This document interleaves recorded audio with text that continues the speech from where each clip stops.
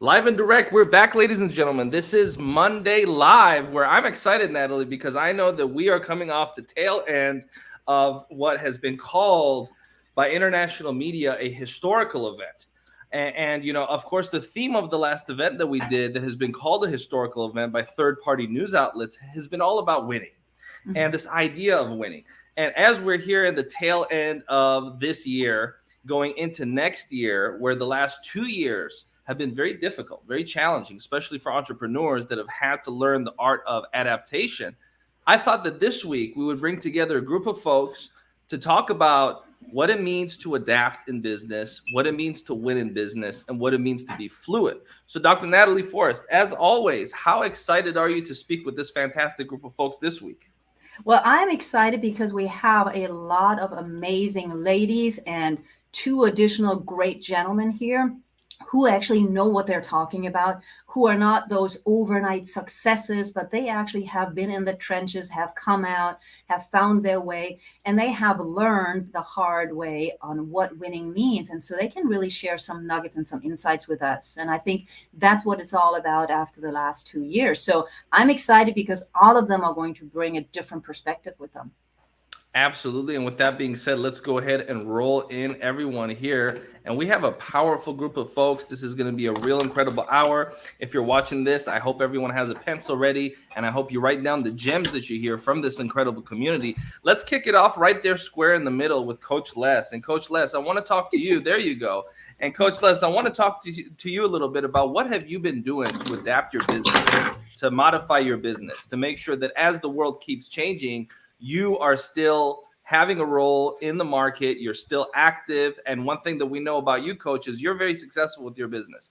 And so let the audience know what some tools you have used to win in today's world have been. Coach Les, floor is yours. Thank you so much. And welcome to the Michelle crowd, Laura and Rex and Natalie and Mo. So it really is the M's. I feel that the M's have it today.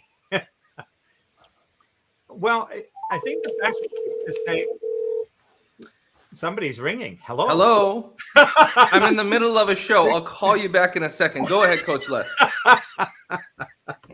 We've heard Teams and we've heard phone. It's going to get exciting today, everybody.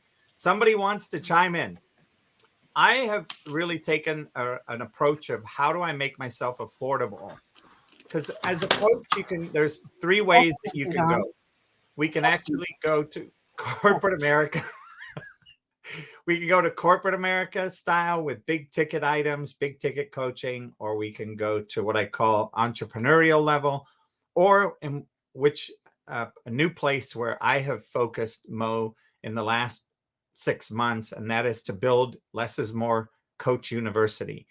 And I'm building a coaching platform where it's taken the best of what a mastermind is, added coaching into the mastermind, and then done small 15 to 30 minute pieces of individual coaching for the people in the mastermind, outside of the mastermind every week, and has really been successful. It's been the biggest growth. Now 70% of my business is coming from doing this. So thank you for asking me. That's really the number one thing, is to make it accessible to the people that really need it and are looking for it. And Coach Les, I'm glad you brought that up. And I do think that there's a point that needs to be made with what you're saying. And that's that although it is important to be cognizant of what your demographic can afford, if you're going into business and your whole philosophy is, well, I'm just going to lower prices and that'll keep me going, that's not going to work. It only works if you increase the value. Right. And so if you're going into business thinking that your unique value proposition is that you have the lowest costing product or service on the market, you're essentially writing your own financial funeral. Right. So I want people, while they hear Coach Les talk about that, I want them to know what he is saying and what he's not saying. What he is saying is to over deliver, provide more value and give more than what you're taking in business. Don't just go into business thinking you're going to be the cheapest or lowest costing product or service in the marketplace. With that, I want to give it to Michelle. Michelle, I'm so happy to see you. And let's go ahead and start with Michelle Q. And Michelle Q, I want to get the ball rolling with things that you have been doing to adapt, to stay fluid, and to win in the field of business. Michelle Q. And you are muted. There we go. You're good to go, Michelle. Go ahead. Thank you, Mo. First of all, thank you for this opportunity to speak on this subject, because I feel that my peers among here really have been in the trenches, and there's so many adaptations. There was one thing that I wanted to touch with Coach Les, and it was about, he didn't say it, but it's how I received it, is that he sees everyone as an individual. And yet, even if he's doing something in groups, even if he's doing something one-on-one, everyone has that element of respect. And it's that I like to always convey in business. And a lot of times when you're doing this, it doesn't even feel like business, and it doesn't even feel like you're winning. What it feels like is a lot of fun and a lot of satisfaction. And for me, when you're in a field where you're of service of someone, even if you're a CEO, folks, you're still of service. And so when you're there and you really land on the respect aspect, what that looks like, how you want to be engaged, how you would prefer people to engage with you, I feel that's what really builds success. It creates a business that will burgeon no matter how small it is or how large it is. If you always bring it home to respect and then build from there, then scaling your business and adjusting sizes or reach or demographics, all of that comes from respect. And I think that's what you touched on, Mo, about quality. And to me, you can't have quality without initially having respect, whether that's your audience, your product, your students, anything, you have to have that. So that's what I have to say. Thank you for that, Michelle Q. And let's go ahead and give the floor to Rex. And then I'm going to step back and let Natalie run the show. Rex, please, your thoughts on the subject, and then Natalie will step in and keep the dialogue going. Rex. Well, first off, one of the reasons why I continue to be successful is I'm surrounded by successful people like the ones you see on the platform, and I stay open to learning. The best thing I can do to offer value to my clients is to stay transforming myself and to be adjusting and to be walking the talk, so that the example, hopefully, that I set, if there is such a thing, is one of flexibility, making adjustments, not the lack of hardship or the lack of effort or the lack of any of that stuff, but how to overcome difficulties when they come our way. I don't change prices a lot. I don't offer a lot of specials or bargains or deals. Not yet, at least. I mean, they just, I think that if I sold potatoes, there's only so much I can do with them. I mean, I got to figure out how much value I can give. Do I then give, the farm away and the tractor away and the neighbor's horse away and everything else because I sell potatoes? I mean, there's something about adding on and giving, that trains the consumer to think, well, I don't need to do anything. I'll just wait and they'll just give everything away finally. And I think that that's hugely disastrous in our business. I also think there's a lot of things that are disastrous in business in general. You do want to over-deliver. You do want to under-promise. You do want to provide quality, and you do want to be flexible and treat people with respect and meet them where they are and treat them all as individuals. What I tend to do is I'm not the lowest price. I'm not the highest price. I'm somewhere, wherever I am. But what I do is go, here's the price, kind of take it or leave it. Now, if somebody really can't afford it, I'm happy to scholarship them. But I want them to actually, attempt to do it. I mean, because otherwise they'd be scholarshiping the world. So, and I'm good with scholarshiping the world too, as long as I can feed my children and my dogs. That would be good. So I come at it from a bunch of different ways, but primarily what you've heard so far from the esteemed colleagues here, these are the people I learned from. And so lastly, I would say, how do I add value? I get coaching myself. I get mentorships myself. I invest in myself so that when I offer things back to people, I'm doing what I know to do. I'm not just, if I say you need coaching, I need coaching. I mean, it goes hand in hand. Top athletes never stop getting coaching. The top actors still, if they want to, work in the professional business and hope to get an Academy Award, they go to acting classes, they go to acting coaches and coach. It's amazing how many people get coaches and then how many people who don't. And the ones who get the coaching are the ones who are succeeding. And so in that regard, I continue to get coaching, and I'm done. Thank you. Awesome. Absolutely. Coaches get coaches. And we can talk about that later because there's also a common denominator there. I want to move it over to Laura because Laura, of course, definitely also over delivers. But tell us a little bit about yourself and the work that you do, Laura. Yeah, thank you, Dr. Natalie, for this opportunity. I feel so honored to be here with you guys. And actually, as a graphic designer, I must tell that this journey of solopreneur is very, at the beginning, may seem so difficult because you are traveling with all of the things you need to achieve in order to get clients, to do sales, to actually came with a good design for the client. But I think one of the biggest takeaway for this year for me, and I must say, is I took these ideas for Shimiko Cole, that she always tell us that we achieve biggest goals by relating with people and teamwork. That's the key for me, at least this 2020 and 2021 has been a differentiator because now I can see no matter if I'm doing my work in the best way I can, I always can be can learn and can still improve my skills by helping others. But sometimes when you took the time to teach one people one or two skills you have it, and I'm doing it this for over 16 years. I have my business in Mexico. So I have the opportunity to be a mentor, be a boss. Is I sometimes I don't like that word. Like having employees is not my call. I rather say that I have people who is working towards me.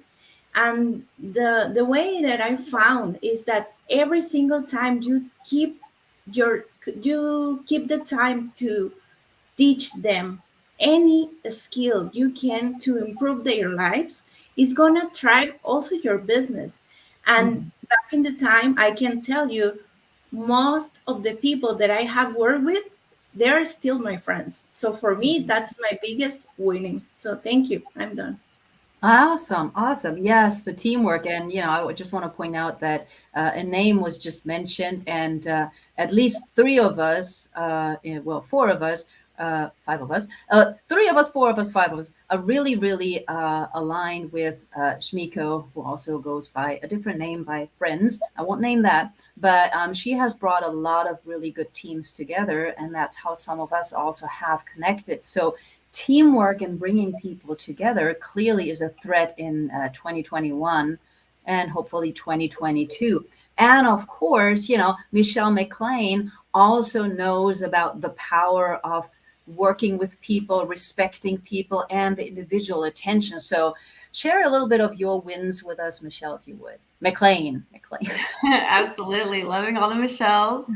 And I love what everyone's had to say so far too, especially Rex. I love hearing such like legends and powerful people when they talk about how they themselves have a coach. I'm like, yes, because it takes a level of brilliance and humility, right? Because it's putting the ego aside, saying I get to have a coach. Because a lot of people have like this ego, and I'll speak for myself, right? Like I'm like, sometimes I have ego, think I have all the answers. And it's like, wow, it really takes a level of humility to be like, no, you don't. No, you don't. You don't have all the answers. Like somebody else has been there, done it. And so it really can save us and condense so much time and energy and frustration having a coach and someone to, what I would say, quote unquote, pull us out of our shit. Mm-hmm. When we get stuck, we run up against the wall, we have our ego saying something or a past trauma or experience giving us PTSD. Oh no, what if I do this with a business partner? I've made that mistake before. Having someone else to coach us through that, pull us out of it and back into what's possible instead of what happened in the past or mistakes we've made, being able to move forward. So I would say hugely coaching. I'm a coach myself, and I have various coaches that I call on to pull me forward.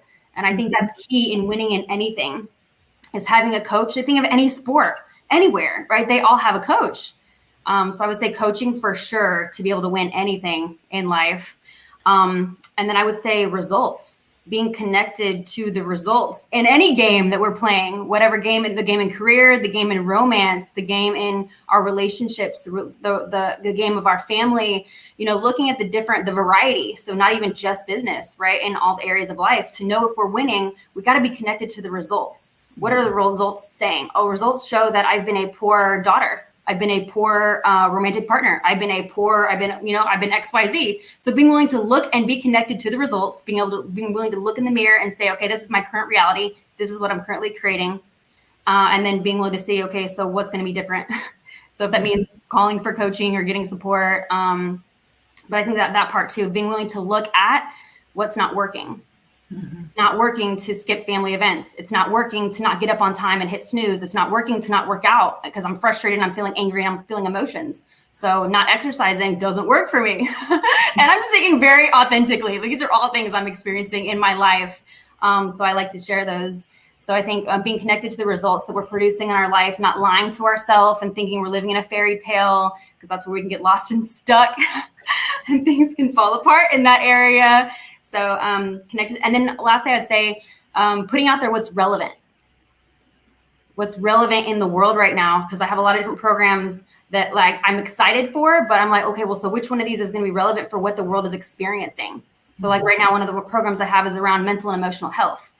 And it's like, let's look at what's going on. If you watch the news, if you watch whatever, if you are on Facebook ever, like, gosh, if just a couple of you guys can get some of this transformation, oh my gosh. So I would say lastly is putting out what's relevant. So not necessarily just what you want to do right now. Like, yes, being excited and connected to what you want to produce in the world, but also being connected to how relevant is it right now for what's going on in the world. So with that, I'm complete. Awesome. I want to throw it over to Michelle Wilson, because Michelle Wilson, of course, is the mompreneur. Talk about relevance. I think we can all agree that mompreneurs right now, women in general, are surely relevant. Share a little bit, Michelle, about what you do when you are the mompreneur, and why is that relevant right now in your point of view? Why is that a win? Well, over the past year, and I just want to thank you, Dr. Natalie. I remember it's almost a year ago, we had this conversation about purpose, right? I was like, I really want to live in purpose. And we had this conversation. I realized, all that I've done, I'm a single mom, 3 kids. My youngest has been battling a chronic illness for 12 years. And it's so funny. It's about life.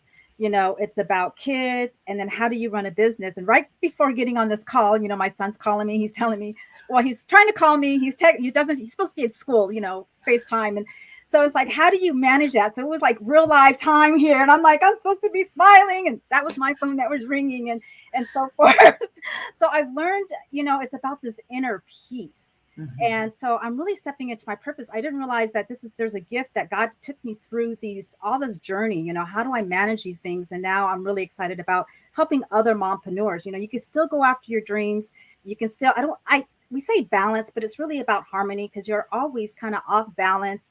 And so I'm looking at my journey, and because I really believe that if my customer wins, I win.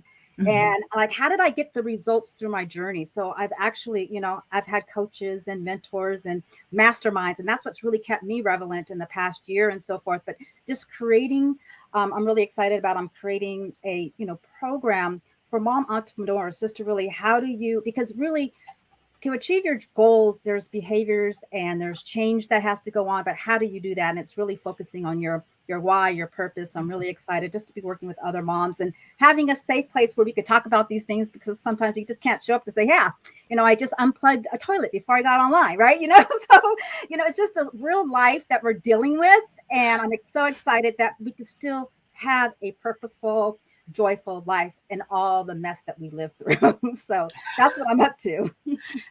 That is so relevant, because you don't know what I went through today regarding all of that back and forth, just saying. And I do want to mention something, not to be politically correct, but because some of the friends that I have are actually single dads. Okay. So I do want to point out that, yes, we're talking about mompreneurs right now, but if you're especially a single dad, you run into similar issues, and it might be harder, it might be easier, there is no comparison.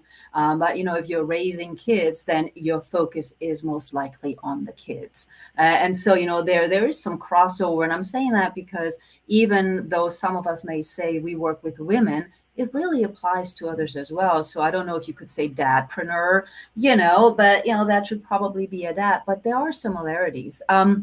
We've been talking about coaches getting coaches, and I couldn't agree more that is so necessary. I want to ask Michelle Q a question here, because I know that you also work with athletes, and we brought up athletes as an example. And I know the answer, but I want to bring it out a little bit. So what is the biggest issue when it comes to working with athletes, for an example, in your world that you run into? What is the thing that they need most help with, generally speaking, Michelle Q? Well, I often say the first thing that I want to get across is that they're more than their accolades. They're more than their achievements, because none of that matters when there's the fear. A lot of times people come to me, well, actually, most of the time they come to me, they're injured. And for an athlete to be injured, especially on the pro level or Olympiad, they're training for an event that's coming very soon. And they have in their mind exactly what their bodies are looking like, exactly what the event is going to be like. They have their systems and processes in play. And all of that revolves around their physical prowess. The biggest issue is that when that's taken away, even if it's temporary, then what has to come across is how to get that motivation, how to get that inspiration, how to heal, but using different techniques than you're used to dealing with everything. And that takes a personal level. You really have to have people look within and make that something that is actually approachable. A lot of people are scared to go within. That's why a lot of times we as humans end up in bad relationships because we don't want to be alone, or we may stay at horrible jobs because we want to think about where they're going. It's just things, it's human nature. And so it's taking those things that we know are natural within ourselves and letting people know that, hey, okay, let's find you relating to yourself as who you are, and let's find out who that is, and let's get you feeling better. Absolutely. And Coach Les, does that sound like something that you're dealing with? And you're on mute right now, but I'd love to hear what you're saying. I love that. Speaking to the microphone. I can't tell you how many times I do that a day. You'd think you'd learn. Maybe I need a coach. I think to take it off on a little bit of a tangent, because I threw something on Facebook that you chose to put out there, Natalie, and put up in front. For me, I agree with, everybody's mentioned about getting a coach, and Rex. At one point I had the privilege of having 8 coaches because I was leading 2 separate programs, and each program had 4 coaches and their different pieces. And for me, what I garnered off of that is the ability that many pro athletes have, right? Because they can afford it. They can afford to have, $100,000 coaches and have 8 of them. I think Tiger Woods and Michelle can probably nod if my numbers are correct. But at one point, I think he had 9 coaches, and none of them were under $100,000 a person. And you think about that, and people are like, "That's crazy." And yet they had a focus. They had a specific niche that they worked on. And when I had those 8 coaches, there were 4 for one program and 4 for the other that were identical. But my job was to make sure that the 2 that were doing the same thing and communicating the same type of training to me were in communication.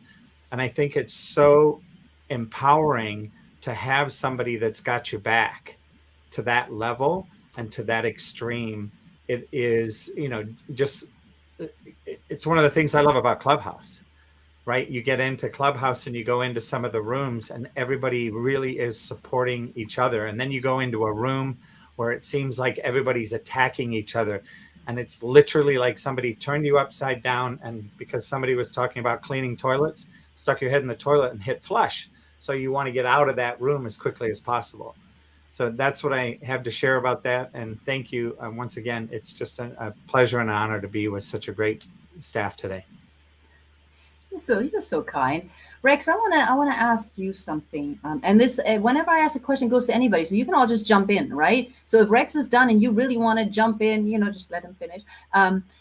What is to you, Rex, the difference between a coach and a mentor, if there is one? And the reason why I'm asking is because sometimes we have coaches that we pay for, because it's that exchange of energy. But sometimes, and I don't know if that's what Michelle McClain meant earlier, but sometimes we have people that we call and, they're going to answer us, but we're not necessarily paying them. So what is to you the difference either between coach and mentor, or coaches that we pay and those that we don't pay? Great question. And I would answer it this way, and we may have agreement or disagreement. A coach is someone who isn't not necessarily able to do what you do, but knows how to teach you to do it.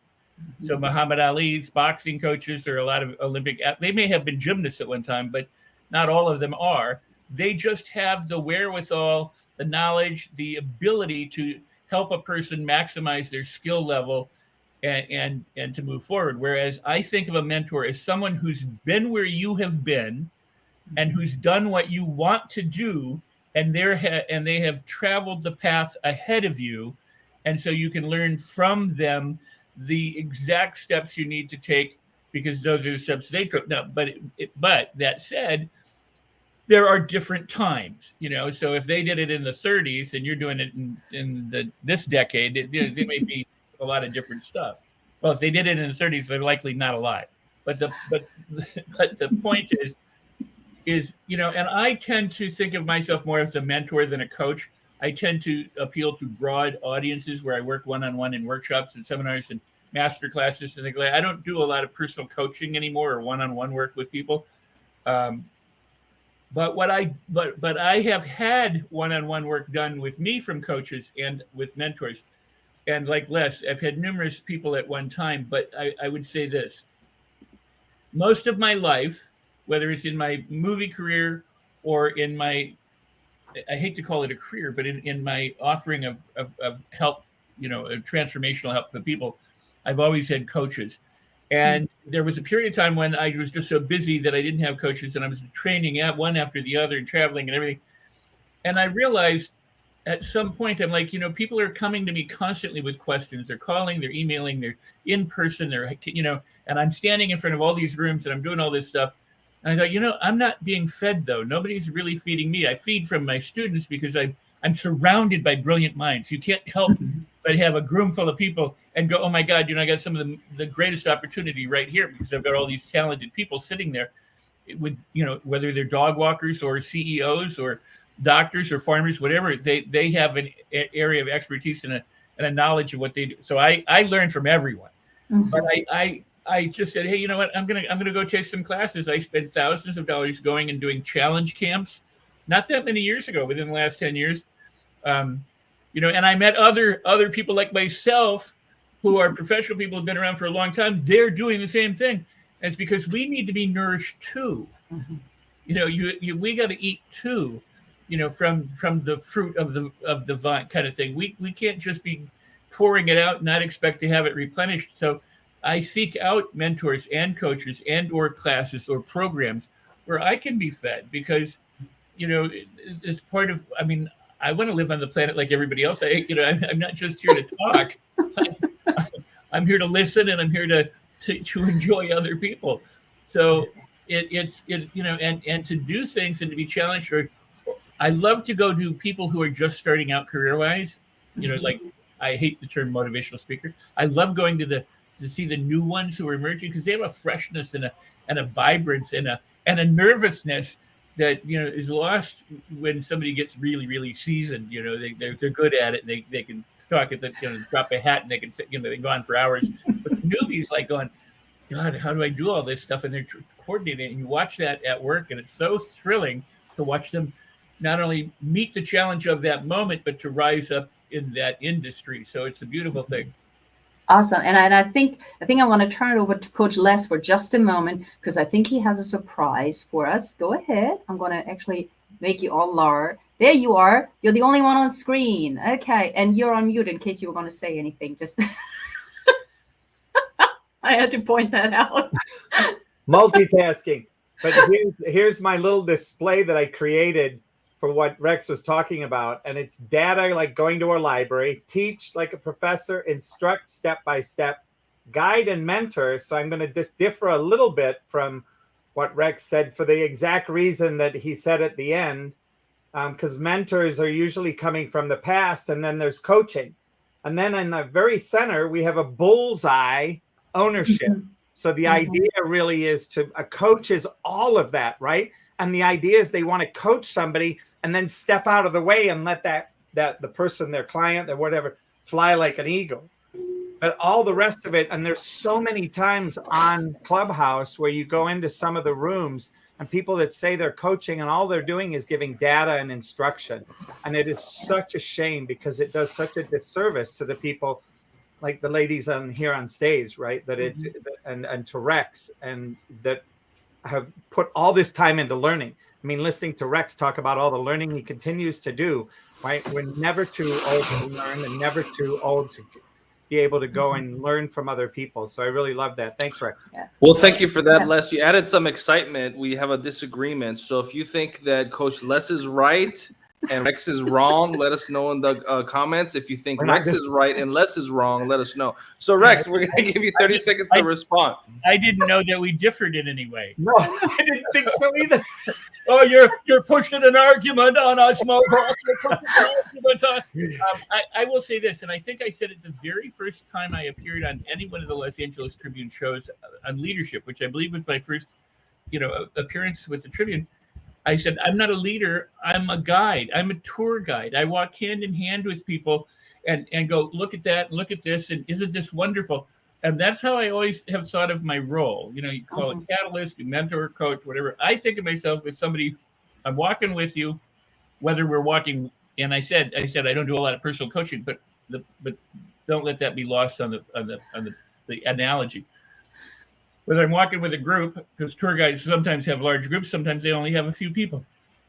The point is to introduce people to things that they're not aware of, so that they too can embrace those things. And I think as a coach or as a mentor, as a guide, as a friend, as a father, to my children, that's what I would do. Awesome. Yes. Okay, but I want to bring in the lady in the middle right now, okay? Because I know she's got something to share. At least she's in the middle of my screen. But I also have a specific question, if I may, in addition to whatever you'd like to say, Laura, because you didn't say you were a coach. You didn't say you were a mentor. So I'm wondering about your role, since we don't always need to be a coach when we mentor others. But I'll come back to that question. Just go ahead and share first your thoughts, because you had some ideas here. Absolutely. And thank you for clarifying that for me, because actually I have had this conversation with friends, and we always kind of the way Mo present, like who is against coaches, who is with the mentor team. So for me, the real difference, as now Coach Les just shared about, is that to be more simple for me is with a coach I can work with in a moment, in a specific time, and the coach will give me feedback wherever if I'm paying them or not. It will be like a training. But for a mentor, I can think about people that I have read in books that they're no longer here in this world, that I can call mentors. So Napoleon Hill or wherever it brings to your mind, I can tell you that I feel that because I'm following their leadership, their thoughts. They have teach me a lot of things. So that's kind of my difference, maybe accurate or not, but that's why I want to share between mentor and coaches. And for me, it's weird that you ask for it, because I look myself more like a striving into teach something. I can own I feel that I'm still not like mentoring someone, but still I have the opportunity to teach in sales skills and design skills as well for many young people that now I can see that they sometimes refer to me. I remember when you teach me this, and then I go out with the client and make the deal, and I feel so happy for that. So that's why when Rex just said that when you share something with anyone and they actually do it and it works, you feel like double winning here. So yeah, that's what I want to say. Thank you. Michelle Q, did you want to say something? Yes, I'd I like saw to your add on. finger go to the mic, so I was like, yes. Go ahead. Wasn't sure how to jump in. So, Lauda, thank you so much. I'd like to build on what Coach Les and Rex and now Laura has said. And I feel that with mentoring, it's really interesting what you were saying about coaching and mentoring. And the way I view it is that I do a lot of mentoring. I have coached in the past, and the way I view it is that mentoring, if we're talking metaphors, mentors will open the door to the possibilities. Will open the door and say, I've walked through this. I've done this before. It is possible and coaches will show you how to walk through it. So mentors, I'm a huge referral base. That's just bottom line. And no matter what type of field anyone is in, whoever walks my life and I'm mentoring them, I'm opening doors to them. I'm saying, wow, here's who I would see. Have you thought about reading this? This is where it is. Or people would ask me specific questions and such. And the coaching is really right there in the trenches. And it's just a wonderful place. I respect so many coaches because of the fact that it requires someone who is really astute at listening and making sure that individual is served properly. That's for the top coaches that I've come across. And I think it crosses over, with it. I'm not saying I have a definitive answer as to what coaching is and what mentoring is, but in my reality, those are the things. However, there are times when my mentors had to coach me through things. And there are times when I've mentored people where I just had to coach them through, because there are times when you just need to adjust the pace. So the way I feel, and then we were touching on business where Coach Les was talking about affordability. You don't want to leave anyone that you're mentoring or coaching. It's like adopting a pet, in my opinion. You're entrusted with that life until you have passed them on to someone else or had somebody else care for them. So it's a very, very strong relationship. It's not just financial. But sometimes the financial, I guess I'm going to expand on this a little bit. Sometimes the financial pops up. No matter how wealthy of a client or a patient that you have, things happen. They get divorces, funds get frozen, houses explode, who knows? I've never known anybody who had an exploding house. But where I'm coming from is the fact that I have never stopped treatment or sessions with anyone because of the financial issue.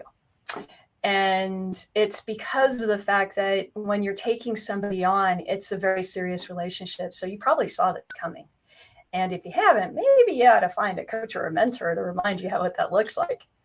Yeah. But all of these things revolve around focusing on the person that you have decided that you're going to share, and to create that conduit of information, if I may expound on that, to make sure that the knowledge that you're passing on, that you threaded together from your predecessors, whose shoulders that you're standing upon. Because when you do that, that message gets clear, and it doesn't really matter about the business grows itself. So I wanted to share that. Thank you for inspiring me, Lauda. Can I jump in? Jump. That was beautiful. That was totally beautiful. I wanted to add this. What you just said about the predecessors. It's not just the predecessors. It's the people who support the coach or the mentor or the guide. the team around them. I couldn't do any of the stuff I do without the support of the people who support me. Jesus had 12, people around him. Moses had Aaron. I mean, anyone always has somebody. I'm just a puppet. I go and I do what I do and I, do the thing. It's the people around me who help me add the value, who help me help other people. And sometimes they're completely unsung and they shouldn't be, but they're the ones who make the coach, the mentor, the guide, the whatever, the puppet look good. So it's a community effort and a team effort. So and everyone needs to be recognized for what they do. So, thank you. Awesome. I want to bring Michelle McLean back in, because Michelle, in a couple of the previous shows that you were on with us, thank you for being back. You also mentioned some of your personal experiences helping you in the business that you're in right now and how you help people. And Michelle Q just mentioned that very personal and trusting relationship that we build with our clients, mentees, whatever we want to call them. How important is that to you, or how do you deal with that? And turning it back to winning, what is a win for you when you work with somebody? What is a win for you in that as well? Ooh, good questions. So first I want to point out that my experience of what a coach is somebody you give permission to call you on your shit, to call you forward. Sorry, am I supposed to cuss on here? No, you're good. Yeah, that's just what it is. Calls you forward, calls you out on what they're seeing, right? But it's that permission factor, because it's like, I don't give everybody in my life permission to give me comments. I call it like an unsolicited drive-by, right? It's like those unsolicited comments, like, bah, bah, bah, bah, like driving by your home, giving you opinions on your life. I'm like, I don't need that. Thank you. I don't need that. I don't care about your opinion. Like, I don't take, money advice from broke people? Like, no, you learn on what advice to go to from what people. So that's what I consider a mentor, is someone who's been there, done that, and they're a guide. And so they can genuinely say, this is what works for my path. And then a coach is somebody who's like going to be in the trenches with you, going to call you on your shit, going to keep you accountable. Like, I have various people who they text me at a certain time when they've completed a task. And it's literally just because having to text me will make them get it done. So it's really simple stuff. But then when I don't get that text and they're not getting it done, I call out to them. I'm like, so what's in the way? What's causing you to break your word and live out of integrity with yourself? So it's just those like little things that I think can make a huge difference in coaching and mentoring. I do believe there can be both. I do believe someone can be both a mentor and a coach in one. And I think that's really like a gold mine. So, and then I would say, having somebody have breakthroughs. So experiencing their breakdown with something and getting to walk them through that, for me, that's a win. Mm-hmm. Them getting to be on the other side of it, of whatever the wall was, whatever the breakdown was, the struggle, they got to get their first client, or they got to get through this, maybe a divorce, even finding joy again after. It can look different, but I think it's the celebration factor after. The breakdown for me is what I consider a win. Being able to celebrate with that person, like, yeah, those are the excitement parts of life for me, the fulfillment side. And I consider those to be wins. Absolutely. And I love how you just said the celebration. Do we celebrate our wins enough? Nope. Thank you for that. It's one thing, right? We always say, let's celebrate the big things, right? But doesn't every small win count? I mean, if you add up all the wins, they always talk about that in battle and wars, right? Historian coming out, you can lose all the battles, but if you win the war, But on the other hand, if you win all of the battles, so how important is it that we share our wins, or that we celebrate our wins? Michelle McLean, you already said yes. What about anybody else? Laura, how important is it to, like, if you've done a great job, if somebody in your team's done a great job, how important is the celebration part? It's so important, Dr. Natalie. And yesterday I finished this short book about 1 Minute Manager. And it says exactly, when you're following up a person in a new training, in a new job, you must keep enlightening them. You must be like a cheerleader, because that small learning or achieving their small goals will encourage them to go to the biggest ones. So I think for us, and I can just talk by myself for myself, and I can say that I just wait, just the way you say that. Oh, maybe when I reach that goal, when I gain that client, when I do that specific design. So I realized that the whole process is a winning process. I have my been doing a little failures or miss having all the things that I need, but every single step in the way you need to encourage yourself. If you don't do it, no one else will care. So yeah, it's really important. Thank you. No one else will care. Okay. Yeah. Okay. Michelle Wilson, what are your thoughts on that? I would love to jump in. I love this conversation. And actually, for the past 3 years, a group of ladies, we have a celebration call every Sunday, and it's a 15-minute call. And we don't talk about business. It's really about the self-care. What have you done for yourself during the week? And this week, I bought flowers for myself. So it's just those little wins to make you feel good, that inner peace. And yes, we need to celebrate in business, but we need to celebrate in our personal life, our family. There's celebration all around us. And so when you talked about celebration, I was so excited because that's a practice that I have done for 3 years, and it makes such a difference because you may have a terrible week, but when you go through it, hey, I thought of myself, because as mentors, as coaches, we're always giving, giving, giving. So we got to create space for ourselves. So I just wanted to share that little practice that I do every week. Thank you for that, Michelle. And it's hard to believe we're wrapping up the show. So what we're going to do is we're going to give everyone the full floor so you can say your final message to this audience. So let's end back where we started over here and give the full floor to Coach Les. Share your final thoughts with our audience as we close out the last few minutes of the program. Les, please.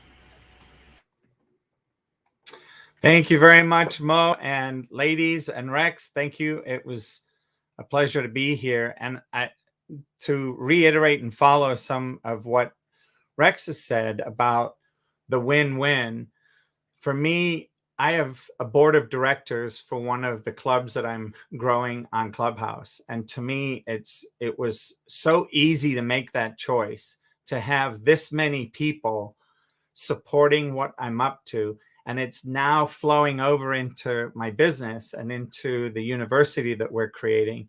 And to have that many people, that diversity pouring into an idea, it's priceless, because they think outside of a box that I've been grown up in and learned in. And so when you bring it all together and you pile it in, it just creates so much. And then to top it all off, for 17 years now, I've been having a call, kind of like Michelle Wilson was saying about, mine isn't quite like hers, but every Monday morning for 16 years, we've had this thing I call a possibility call. And there have been 4 or 5 of us at any given time. And all we do is complete our week and create a possibility for the upcoming week. And it is so empowering to have that. Absolutely love it. Thanks, Mo. Thanks for letting me share a few of these coaching tips and being a part of this team group. Really appreciate you all. Much, Coach Les. Always a pleasure to have you here. Let's give the full floor to Michelle Q, one of the most astute speakers I've ever heard. There's not a subject matter that she can't speak on. In fact, I'm waiting for the day, Michelle, that you're going to be on Jeopardy, because I think you might be the Jeopardy record holder. I can't think of a subject matter you're not knowledgeable of. So Michelle Q, future Jeopardy champion. The floor is yours. Final words. Thank you, Mo. It's so funny being on the stage. Rex talked about how you surround yourself. You surround yourself with people that can help you along. And I've done a lot of mountaineering and alpine climbing. And the one thing that I always talk to people about is how important is your support team. And we spoke about mentorship, coaches. Regardless of how you view them or where they fit in the categories, you need a support team. So whether they call themselves coaches, whether they call themselves mentors, whether those people are actually friends or they're pastors or whomever, find one, find many, because there's so much that we can learn from. And many of us said we're continually learning because we're continually transforming. And so with that, I just want to remind everyone that you're transforming all the time. So find that person to keep you going and find that person that's going to help you to make those breakthroughs, as Michelle McLean spoke about. And thanks a lot for having me on the panel.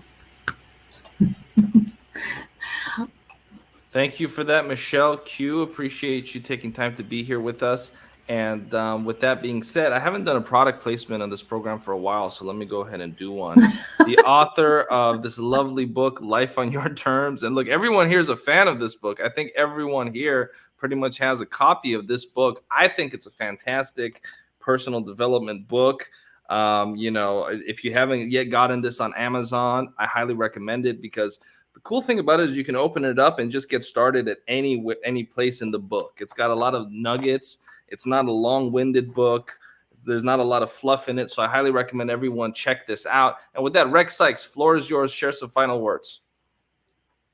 You're muted, sir. You're muted. Yeah, he goes. There you go. Got it. Wow. Well, that's very cool of you. Thank you. And I'm just going to pretty much piggyback on what Michelle said. But first, I'm going to say that Ori Spado is the wisest person watching. He said he only listens to the ladies, which I think is the right thing to do.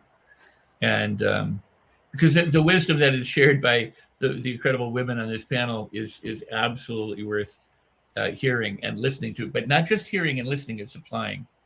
So, and that there is the secret. I don't care whether you have a coach, a mentor, a guide. I don't care if it's the neighbor next door or the poet down the street who inspires you or helps motivate you, or teaches you something, or coaches you in some way, or whatever. That doesn't matter. The thing is to learn and to extract wisdom and experience from life by overcoming challenges and hardships and moving forward, and to continue to feed yourself, and then do that for other people. Share and gift people with your expertise. I'm not saying hang a shingle. I'm saying that, like I said, I can't do it alone. And none of us, I would, maybe others would agree or disagree, but none of us, none of the big people out there can do it by themselves. They have a support team, they have a staff. No one is an expert in all areas, so that's why we have different people who help feed us, encourage us, nurture us. It's like having a team of doctors sometimes. You need people who know more than you do and in different areas of expertise. So it's just a beautiful thing. And thank you for all the wisdom that's collected here today. Thank you. I agree, Rex, that no one has the answers to everything. And I think it's important for those that are actively looking for a coach or mentor. If someone, is telling you they have the answers to every single component of life, that's a big red flag. Because either they are delusional about their own capabilities and live in a state of, delusion, or they're lying. No one is an expert in everything. I appreciate that honesty, Rex. With that being said, let's go to someone who is an expert in the art of being a mompreneur, the lovely Michelle Wilson. Let's give you the floor to hear your final closing thoughts. The floor is yours. Thank you, Mo, and thank you, Dr. Natalie. And for me, I think about that Proverbs, without vision, people will perish. And we talked about, mentors and coaches, and that's what mentors and coaches do. And just even being on a panel like this, it just gives us vision. There's so much as untapped potential that we have, and it's really unlocking that potential. And so for me, I am a lifetime learner. I'm always seeking, because the one thing I do know is I know what I don't know. And that's why I always have a coach or mentor or in a mastermind, because I am all about growth, and that's in my personal and business life. So I just really want to thank you for this opportunity to be among great legends, because we are legends. Thank you so much, the lovely Michelle Wilson. And let's go ahead to your lovely sister in name, Michelle McLean, and give her the floor and hear her final thoughts. Of course, she's not a new face to this community. She's actually we have a couple folks here that are our standard Whoopi Goldbergs. What does that mean? If you remember Hollywood Squares, Whoopi Goldberg was always in this, in one of the squares. So we have a couple Whoopi Goldbergs. Michelle McLean is one of them. Michelle, floor is yours. Thank you, Mo. It's always a pleasure to be here. I'm grateful for the opportunities that you guys have consistently given. I really have a lot to give to the Los Angeles Tribune. So that being said, I would say giving ourselves permission to get messy. Permission to get messy, permission to have the breakdowns, permission permission to not look perfect all the time. A lot of us have that part of our ego that wants to look right, wants to look perfect, wants to fit in. And I'd say, like, you know, giving a margarita to that part of our ego, saying, hey, go count the sand on the beach, go have a margarita, you know, and giving yourself permission to be, to have the breakdowns in order to have the breakthroughs, for it to look messy, for it to look however it needs to look, for you to get to where you get to go. And then I would say having self-compassion for the moments that don't look perfect, that maybe look like frustration, look like anger, look like sadness, look like fear, for all those parts of us, for all those parts of progression in life, in business, in relationships, in all the areas, having that, you know, compassion for ourselves that, hey, we're doing the best that we can and we're getting better every single day. Self-compassion is huge. So with that, I'm complete. Thank you, Michelle. And I wholeheartedly agree with everything that we do in life. On our journey as entrepreneurs, we have to start with the foundation of self-compassion. You know, one of the 7 hermetic principles, or one of the 7 universal principles, is as above, so below, as within, so without. And so if we are not practicing self-compassion, self-love, we don't have the self-esteem to do the things necessary to succeed and to be a leader. And so it starts, I agree with you, Michelle, it starts with being compassionate with ourselves and loving ourselves, right? And truly loving ourselves for our imperfections and for whatever it is that we are. And with that, let's give the final floor to Dr. Natalie Forrest, PhD. Let's give it to Laura, Dr. Laura, PhD, and hear her thoughts, and then we'll give it back to Dr. Laura. It's the blue colors. You two are both wearing blue. You were camouflaging. Laura, yeah. Please, floor is yours. I'm still working on my PhD, so yeah, hopefully I have one day. But for now, the only thing I'm thinking about, and about what Michelle just shared, is about trusting yourself, and anytime you have doubts, please ask. No matter if you think that, oh, that person may not answer me, or what, I'm so humble to ask for a favor or for a question. You will surprise how many people are really and truly open to help you in your journey. So give it a try. Reach people, connect with people, because in that way you will learn, but you will also build your team. So tools like Clubhouse, like these meetings, all the guys, you are here like commenting each other, ask questions. That's the way you will learn more and connect with so amazing people. And I'm so honored to be here. Thank you for the invitation. You're a great panel. Yield it back to you, Mo. Thank you so much. Thank you so much, Laura. And with that, Dr. Natalie Forrest, PhD. I know you get mad when you're not properly introduced with your credentials. So please, I'm going to make sure that we introduce you appropriately. Dr. Natalie Forrest, PhD, please, for your final thoughts and close us out. Floor is yours. Thank you, Mr. Teacher Guide Mo. Just want to do that properly. Well, I think today was really important, not because we ended up talking so much about winning, but we talked about all the different aspects of winning. And it started out, I believe, when Michelle Q mentioned things like confidence, things like asking, support, and it was a strand throughout today. So everybody in your life is a guide, everybody can be a mentor, everybody can be a coach, as long as you're willing to learn. And when you're willing to learn and really take it in, and this is what Michelle Q sort of hinted at earlier in very direct ways, people don't like to go within. And I think it was Michelle Q. If not, then I apologize, but I think it was Michelle Q. And if you're not willing to go within, then bluntly, Germanically saying, you can't win. It's that simple. You need to go within, because everything starts within. If you want to change the outside, you got to start within.